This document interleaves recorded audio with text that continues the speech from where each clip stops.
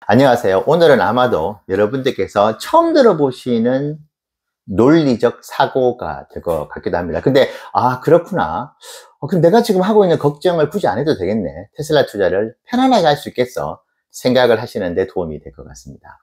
지금 BYD가 5분 충전부터 해서 뭐 점유율도 계속 높아지고 있고, 판매량도 많아지고 있어가지고, 이게 테슬라의 어떤 대항마 이상의 이미 테슬라를 넘어섰다. 기술적으로도 그렇고 여러 가지 측면에서 테슬라가 이로 인해 가지고 큰 위기를 맞을 수도 있다. 이런 어떤 스탠스의 이야기들이 많이 들리고 있으면서 투자 심리를 좀 불안하게 하는 것 같아요. 네, 지금 전기차 시장의 어떤 전체적인 메커니즘으로 봤을 때 어느 스탠스로 우리가 바라봐야 되고 어떤 프레임으로 봐야 되고 무엇이 가장 중요한 것인가에 대한 이해를 좀 하고 난 뒤에 이 이야기를 해야 될 것 같아요. 왜냐하면 제가 500의 세계여행을 갔고 그리고 최근에도 여러 나라를 돌아다녔었죠. 그러면서 현장에서 전 세계의 전기차 시대의 현황을 몸소 길거리에서 체험을 했습니다. 근데 그 체험을 한 저만의 이제 어떻게 보면은 인간 데이터죠.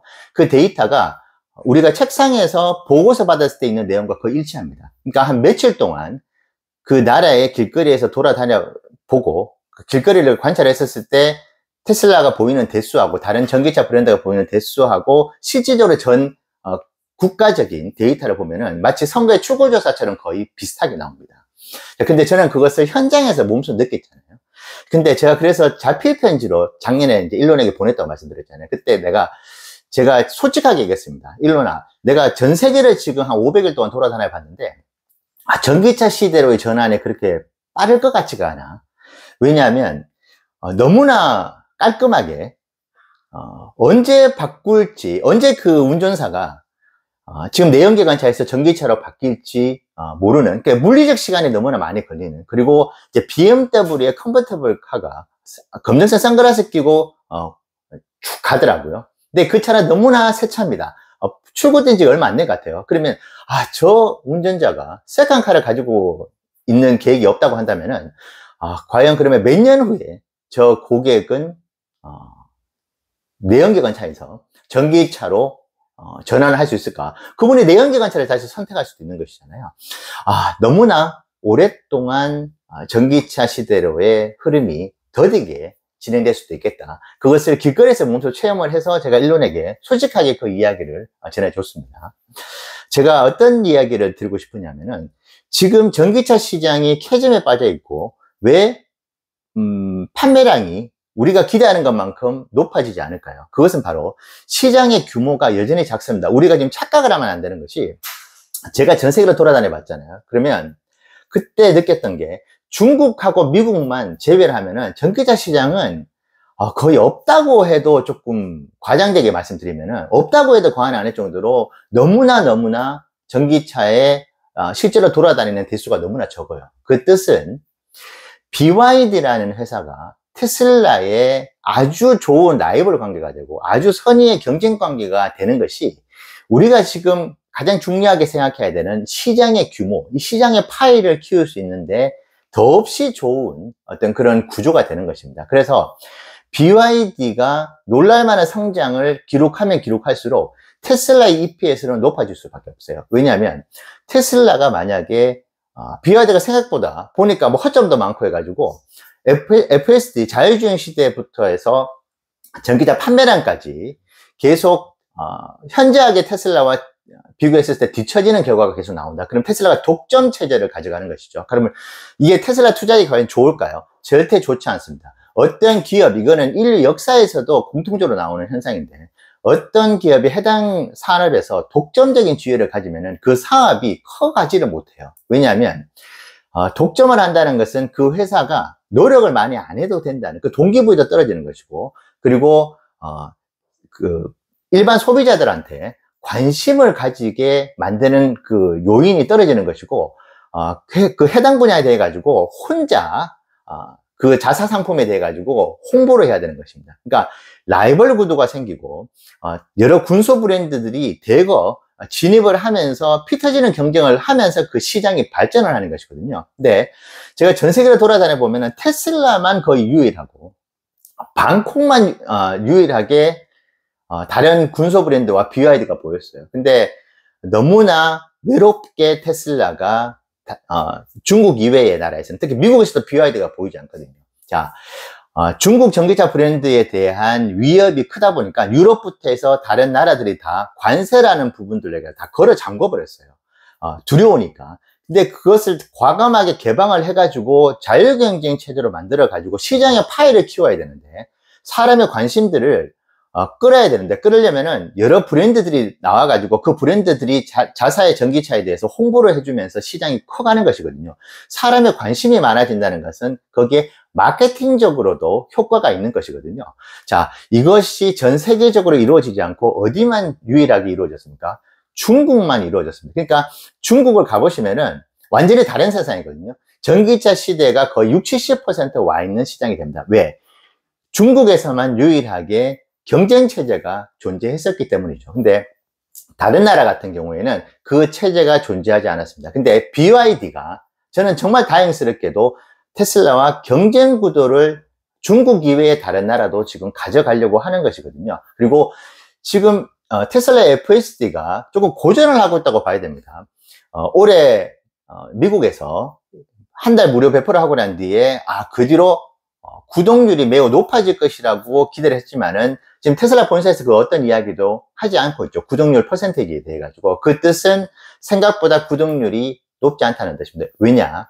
유일하게 자율주행을 선도하고 고객들에게 알려진 것은 테슬라의 자율주행밖에 없거든요. 그러니까 사람들의 관심이 떨어질 수밖에 없습니다. 나는 지금 그 FSD가 없어도 내가 살아가는데 별로 뭐 크게 지장이 없어. 크게 방해받지 않아.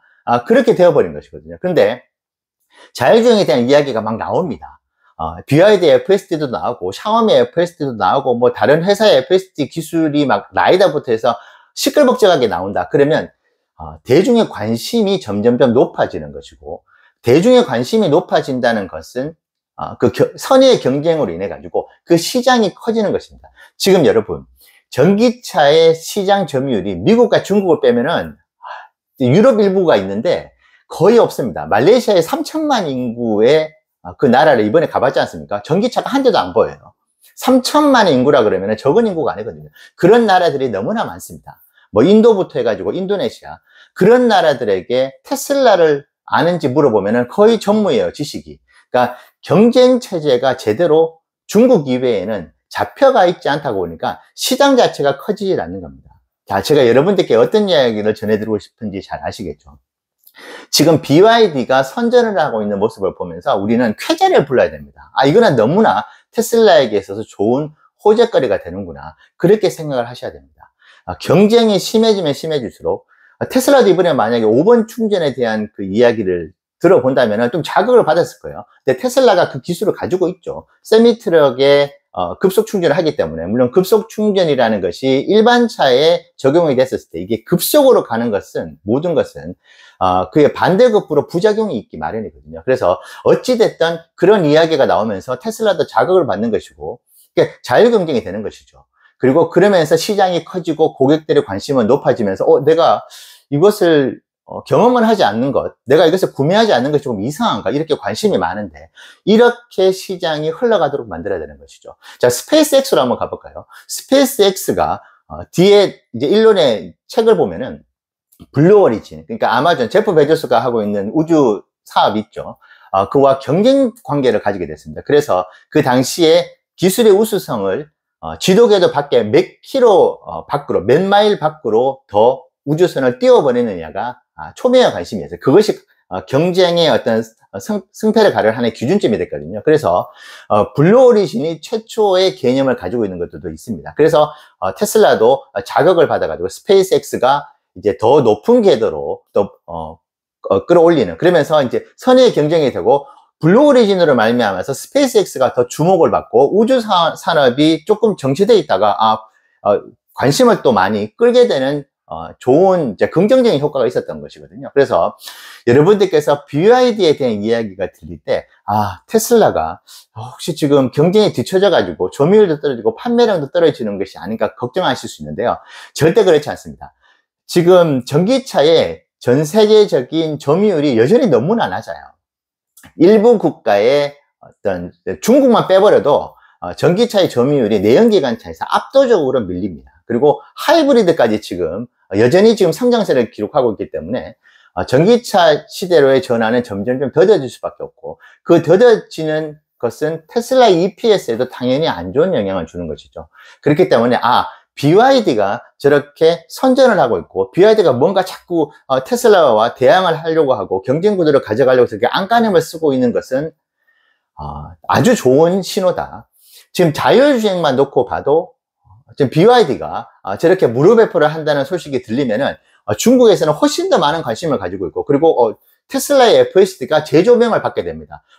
BYD가 이런 자율주행 시스템을 가지고 있네. 그러면 테슬라는 과연 어떨까? 이렇게 관심을 많이 끌게 되는, 그러면서 자율주행 시대의 어떤 그 파이도, 시장 규모도 점점 커져가는 것이거든요. 그래서 BYD의 이야기가 나오면 테슬라에게는 더 좋다. 테슬라 주가에 더 긍정적으로 작용할 수 있는 것이다. 그리고 글로벌 사업으로 봤었을 때도 이것이 시장의 파이를 계속 BYD가 키워줄 수 있겠구나. 그러면 거기서 테슬라가 가만히 있어도 얻게 되는, 그것은 낙수 효과라고 하거든요. 그런 낙수 효과도 거둘 수 있는 것이고, 혼자 그렇게 외롭게 자율주행을 외치는 그런 상황에서 BYD가 생각보다 응원군과 지원군이 될 수 있습니다. 그래서 지금은 BYD와 테슬라가 어떻게 보면 적대적 관계, 경쟁 관계라기보다는 공생 관계입니다. 일단 이 시장을 키워놓고 난 뒤에, 사람의 관심을 최대한 끌고 난 뒤에, 먹을거리를 많이 만들고 난 뒤에, 그때부터